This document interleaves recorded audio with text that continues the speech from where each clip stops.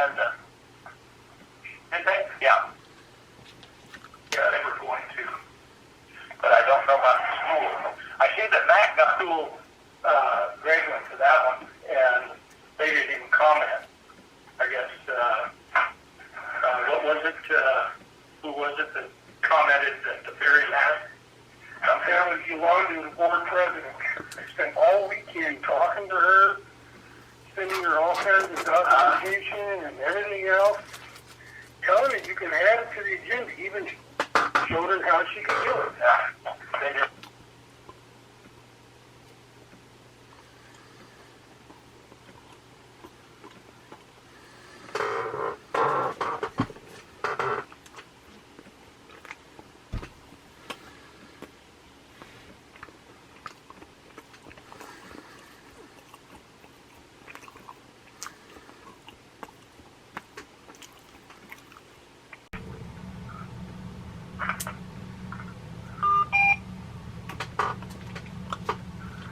Okay.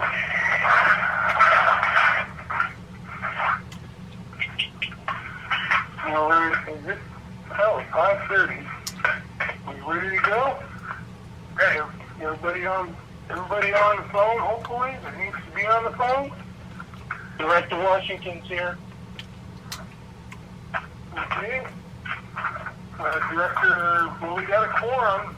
Director Washington's there. Any other directors on the phone? Ben's there. Yeah, I'm here. Great. Okay. Hey, don't tell me I didn't say that. Great. Okay. Hey. Hey, that's great. Yeah. Okay. They're great. I'll try to sound more enthusiastic. Okay, call meeting to order.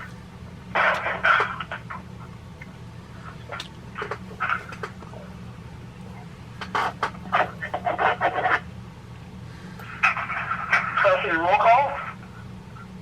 President Greg Wood, Here. Vice President Rick Webb, Director Gregory Washington, Here. Director Mary Glennon, Here. Director Ben Stewart. Here. All right, please rise to the Pledge of Allegiance. I pledge allegiance to the flag of the United States of America, to the republic and to one nation under God, indivisible, with liberty and justice for all.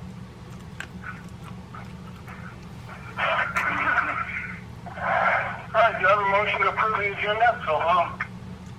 Second by Washington. Okay. Roll call vote? President Wood, Yes. Vice President Rick Webb, Director Gregory Washington, Here? Yes. Director Byron Glennon, Yes. Director Ben Stewart. Yes. All right. Public comments. This time I will dispense with the reading of the staff sheet. But let the record show that we are opening the floor for public comments. If anybody wishes to make public comments, please state your name and limit your comments to 5 minutes. And at this time, any public comment?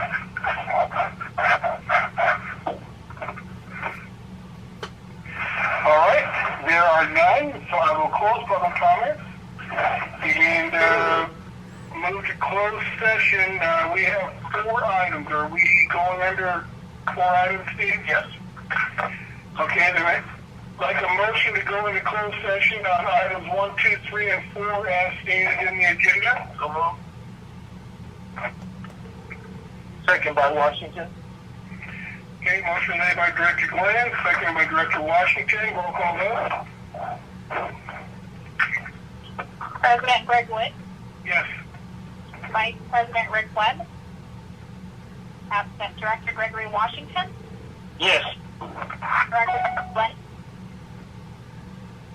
Yes. Director Ben Stewart. Yes. Lizette, are you hosting the next call? Yes. Okay.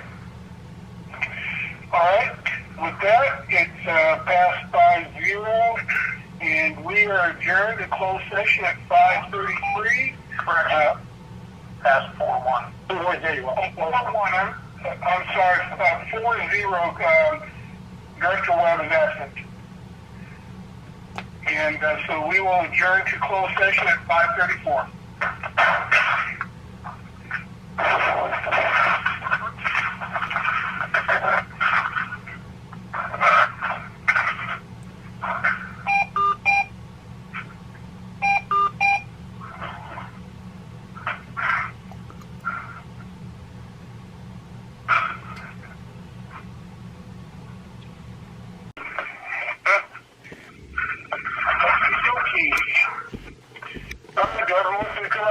Session.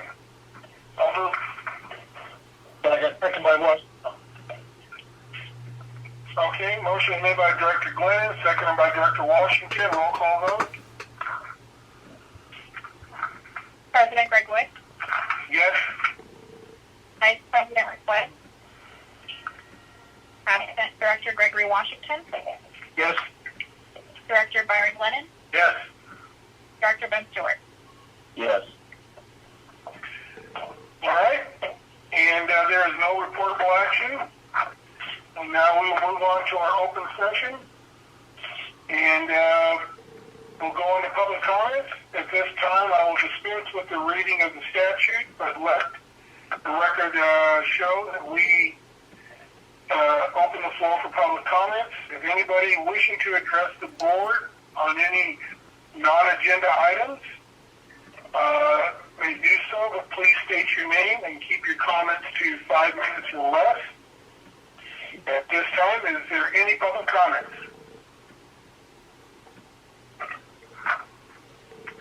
All right, with that, there are none, and I will close public comments. Okay, meeting minutes, MN1, I have a motion approved. Motion. Okay, motion was made by Director Glenn. Do I have a second? Second by Director Washington. All right.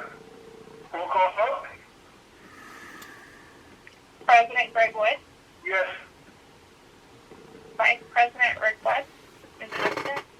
Director Gregory Washington, Yes. Director Byron Glennon, Yes. Director Ben Stewart. Yes. All right. Consent calendar. Do I have a motion to approve consent calendar?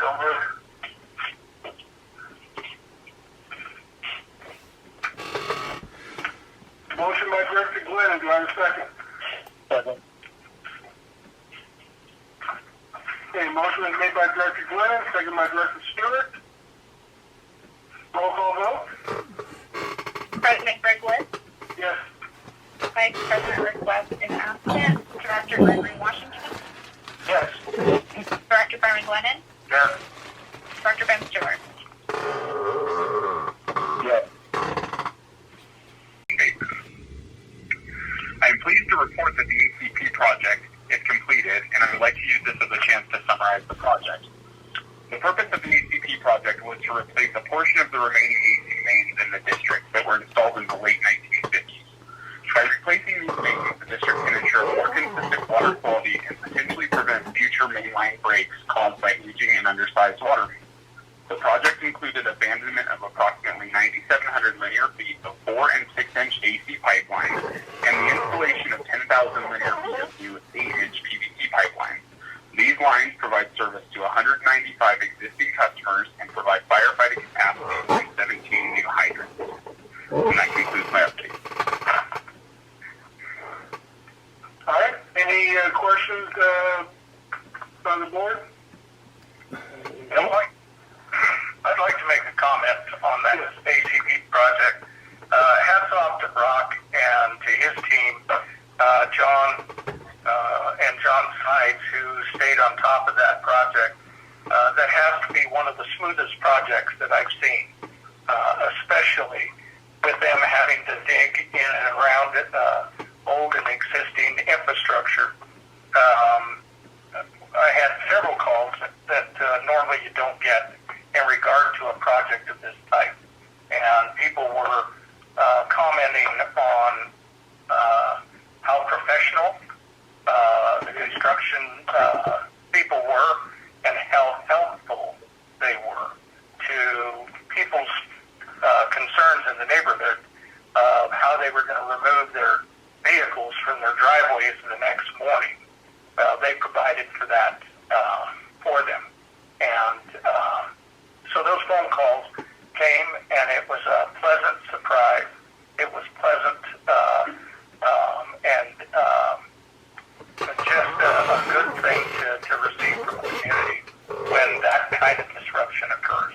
So my hat's off to the entire team, and want to thank each and every one of you for your work and attention to the detail. State Director Washington here. I'd like to echo your thoughts as well on the professionalism that was displayed out there. It was very impressive. And you never know who's watching you out there. Just want to give you a quick example. Back in my days at NET, I was working out in front of a home in Pasadena. Homeowner came out, asked a couple questions. When I got back to the plant, little did I know, but that homeowner was a board of director for the Metropolitan Water District. So people are watching. I was watching. You guys are very professional. I appreciate it. Yeah, I want to echo what our general manager said as well. You know, being involved in many public works projects over the years, I was impressed with the way they conducted business out there. You'd go up 15th Street at the end of every day, and it looked like they were staging. That's how well they cleaned everything up. I mean, they would have everything, all torn apart and everything, because they were unloading trucks and equipment and parts and materials and moving stuff around and getting stuff done. But at the end of the day, their equipment, everything would be stacked up and everything would be cleaned down, and it was very impressive how professional this job went. And my hat's off to the staff for a job well done.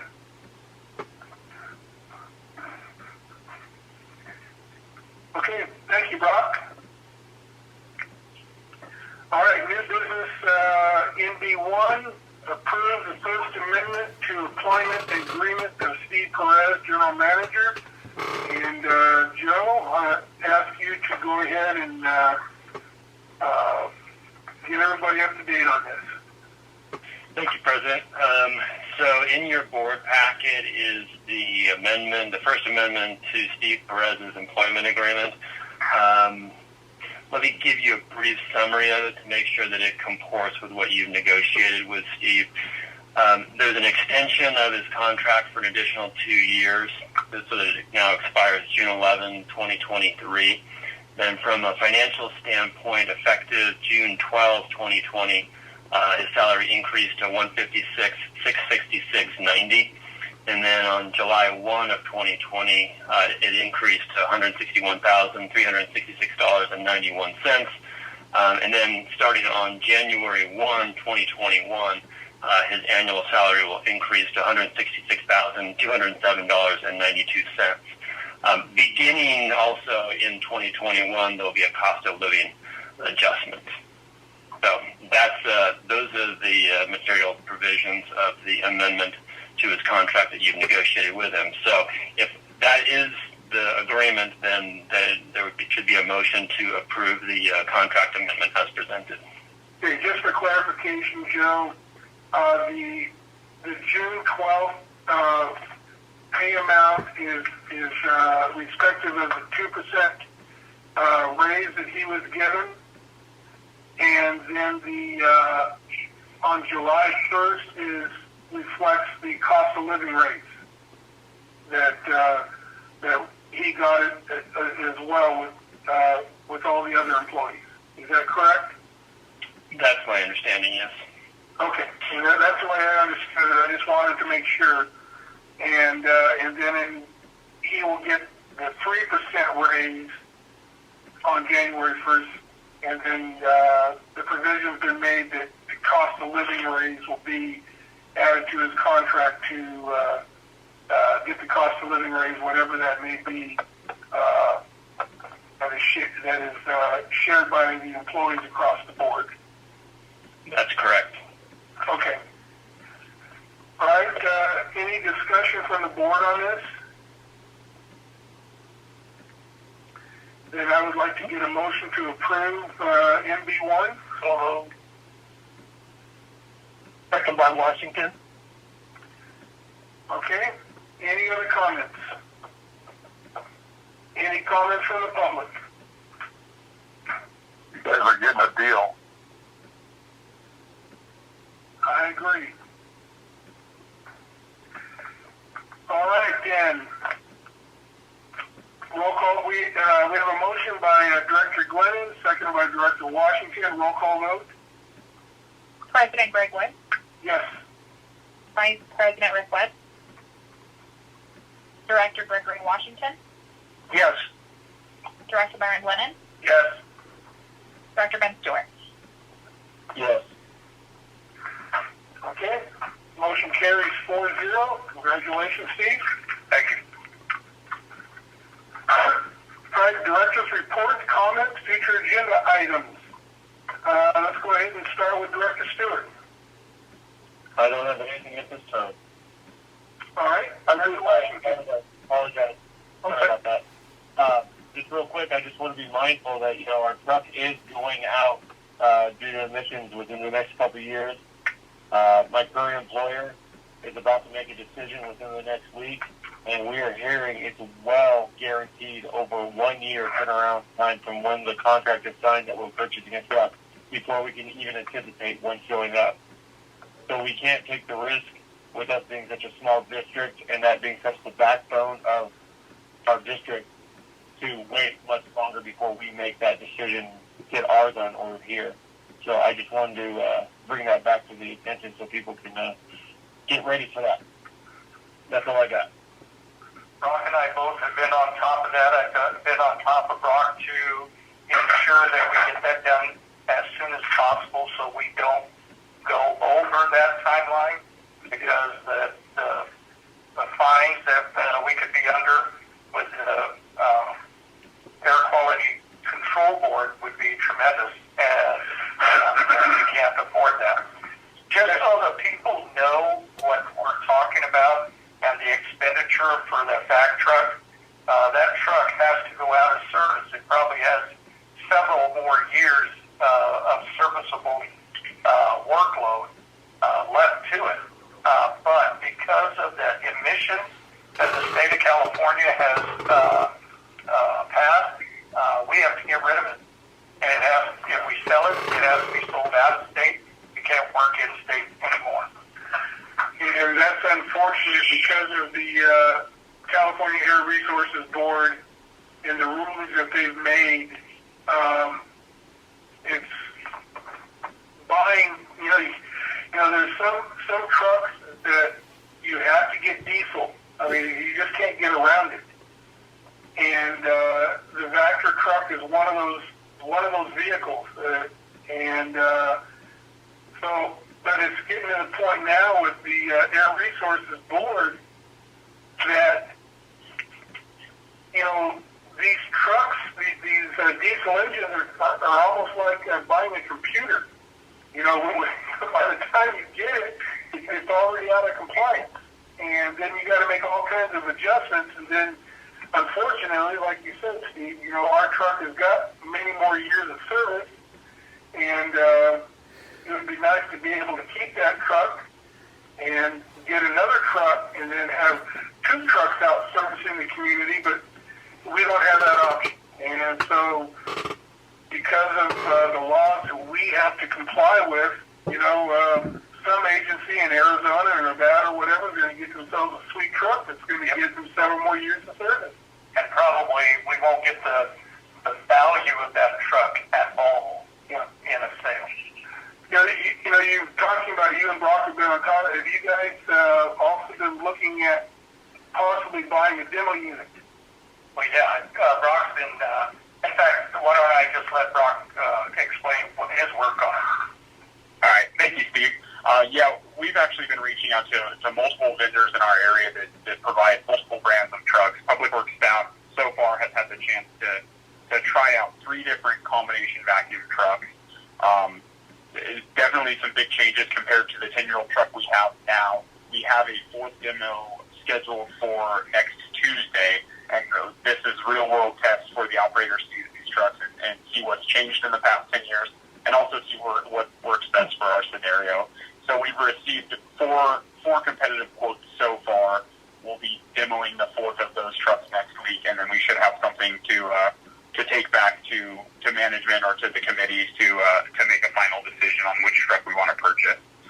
We've also looked at the option of purchasing a previously used demo, but I think there's a lot of agencies across California that are shooting for the same option right now because they are under the same strict timeline that we're under.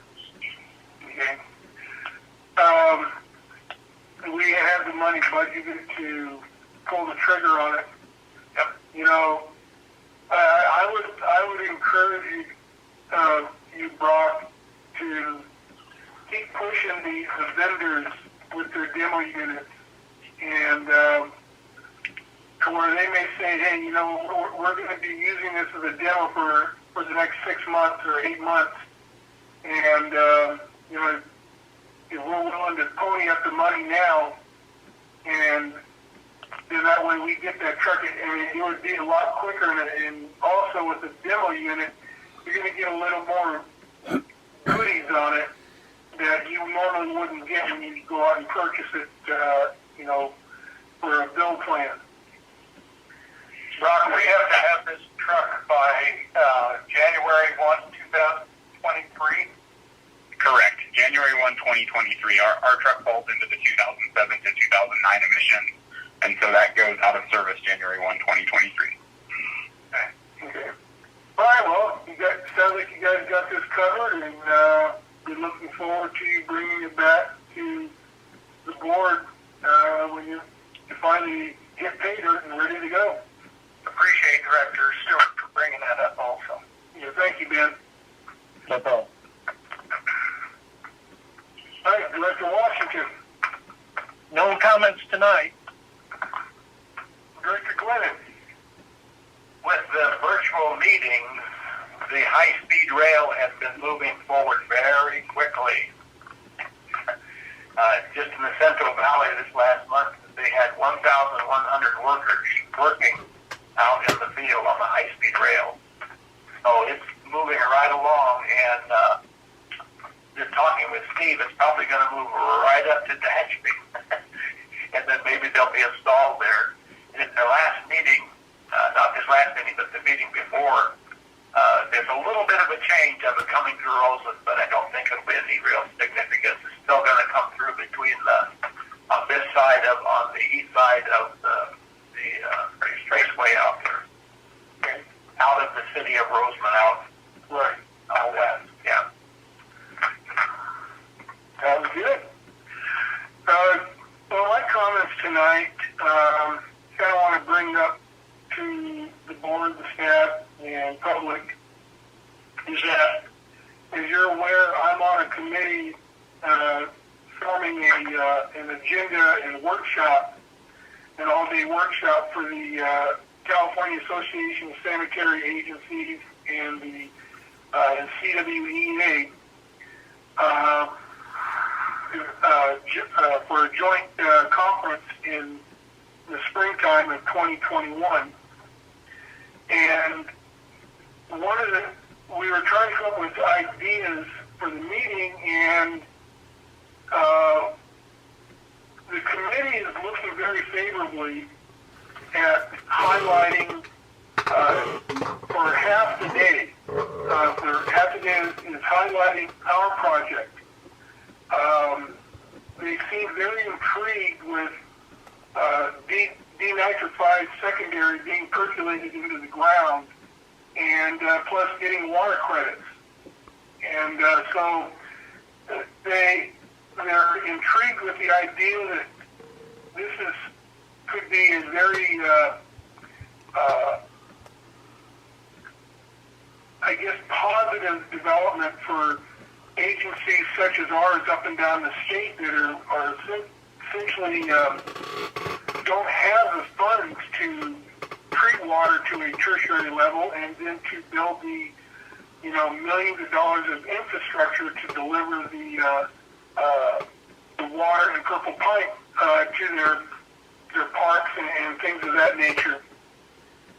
And so they seem to like the idea that this gives an opportunity for small agencies to get use of their water and at a minimal cost. And so it looks like right now the way it's going is that we will have a panel set up with experts in the area to present our plan and our facility and the potential for it, and then to have Q&A. And keep in mind that this workshop is geared towards operators, maintenance people, general managers, engineers, things of this nature. So I'm excited about it, and if there's a chance that we can share our project with agencies up and down the state of California, that's a good thing. So Rosamond could have a big part in helping to promote water reclamation and water reuse throughout the state of California. And looking forward to the opportunity. And I will keep everybody posted as we move forward on this and get more details as they come forward. And with that, General Counsel update. Nothing to report. Okay, General Manager update. Projects are kind of slim when you have staff giving the perspective of what's going on. However, the water bank, we don't hear much about anymore. We still have the water bank. We're still partners in there. And there was a recent award of a several $million grant for a proof of project, called proof of concept project, that's going to be done in conjunction with our water bank. So it has to do with electrical generation with pumps, and utilizing that will hopefully prove out successful and be put in practice all up and down the San Joaquin now. So there's a way to generate electricity, and we'll be working on that. The Rcsd has a small role in that project, but a significant dollar amount for us. And that's the end. Okay, any questions of our General Manager? Thank you, Steve. Assistant General Manager update? Good evening. I have nothing to report. All right. And with that, we'll move on to Director of Public Works update. John? Business with people update. All right. And Public Works Manager update, Brock? Thank you. In August of 2019, this board approved an agreement with Southern California Edison to convert our existing streetlights to energy-efficient LED fixtures. The application was reviewed by Edison, and the project kickoff call occurred in April of this year. After some delays, the contractor started the fixture replacement in the middle of August and completed the entire project in less than 2 weeks. The project required no out-of-pocket cost by the district, and it will provide a small savings for the first 20 years and a significant savings after that. Tagging into that, I watched them in my neighborhood change out the lights. There was 2 men. It was a private contractor. It wasn't Edison that was doing it. There was one guy that drove the truck and one guy that stayed on the left. They didn't spend more than about 2 minutes per light changing out the lights. It was just unbelievable how smooth they did it. I watched him, a couple screws, took it off, wired it, put it back up there, drove on to the next one. All of it was retrofit with the existing overhead that right out there. They changed out the whole unit. Yeah. it was, I wondered what he was doing at first, but I watched him do the one across the street and then down, and they just moved, I would say 3 minutes for like, wow, just how long it took them. Yeah. Director Glennon, that was a pretty organized two-man operation, huh? They were on my street as well. They didn't spend 10 minutes. Right. It was just two of them. Yeah, I'm not telling as well. You can tell it wasn't government work.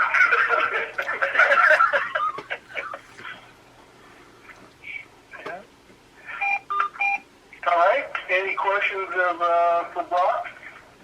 Thank you, Brock. Thank you. Thanks, Brock. All right, and with that, I'd like to get a motion for adjournment. So moved. Second by Washington. All right. Motion by Director Glenn, second by Director Washington. Roll call vote. President Greg Wood, Yes. Vice President Rick Webb is absent. Director Gregory Washington, Yes. Director Byron Glennon, Yes. Director Ben Stewart. Yes. All right, we are adjourned at 6:27, and you all have a good evening, and we'll see you on the next meeting. Good night. Good night, everyone. Good night.